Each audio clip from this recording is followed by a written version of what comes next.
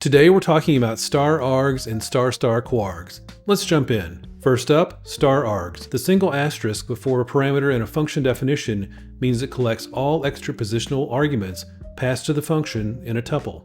Think about summing numbers. Without Starargs, you'd need a specific function to sum 2 numbers, to sum 3 numbers, and so on. Really not too efficient. Let's break this down. We define sum all numbers, and right there we have star numbers. This star is the magic. It tells Python, any numbers passed into this function as regular unnamed arguments should be gathered into a single collection called numbers. Inside the function, numbers is not a list, but a tuple. Tuples are ordered and immutable. Then we just loop through that numbers tuple, adding each number to our total. And look at the output. When we call sum all numbers and pass in 1 and 2, numbers becomes 1 and 2, we add them up, and we get 3. When we pass 1, 2, 3, 4, numbers is 1, 2, 3, 4, and the for loop in our code adds them all up. Even when we pass the special case of nothing, numbers is just an empty tuple, and our function still works and it returns 0. It's an incredibly flexible and really powerful feature, but we're just getting started. Next, kwargs. The double asterisk collects all extra keyword arguments into a dictionary. This is perfect for optional named parameters where you don't know the exact keys beforehand. Imagine a function logging user data.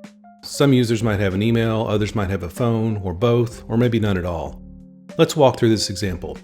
Our log user profile function takes the username, which is a regular argument, and then ** details. The ** tells Python to gather any additional arguments that are passed using key equals value syntax into a dictionary named details. Inside the function, details is a dictionary.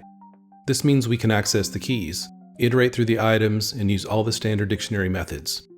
When we call log user profile with Alice, the email and age arguments are collected into a details dictionary as a key email with a value of Alice's email, and a key of age and a value of 30. For Bob, the city and occupation become part of details, with the city and occupation as the keys, and New York and software engineer as the values. And for Charlie, when no extra keyword arguments are provided, details is just an empty dictionary which our if details check handles gracefully. That's why kwargs is so powerful for optional flexible input.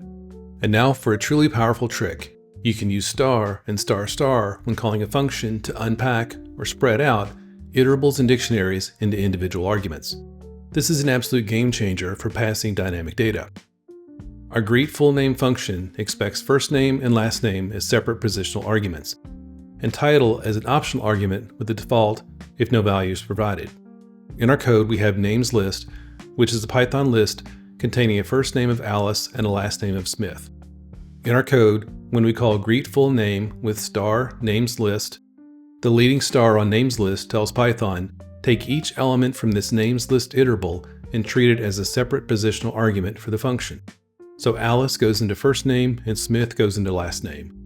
Title gets the default value since we didn't supply anything, and our code works just fine. Let's comment this out and look at another example using kwargs. Let's take a new user, Bob Johnson, and store it in user profile, which is a dictionary where the keys match our function's parameter names.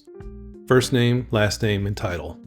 When we call greet full name ** user profile, the ** tells Python, take each key value pair from this user profile dictionary and pass them as separate keyword arguments to the function. So first name equals Bob, last name equals Johnson, and title equals doctor are all passed. This is incredibly powerful for passing dynamic sets of configuration or data. While args and kwargs are fantastic, keep these points in mind. They're powerful, but don't overdo it. If explicit named parameters are clearer for your function's purpose, use those. Use args and kwargs when true flexibility for variable arguments is required.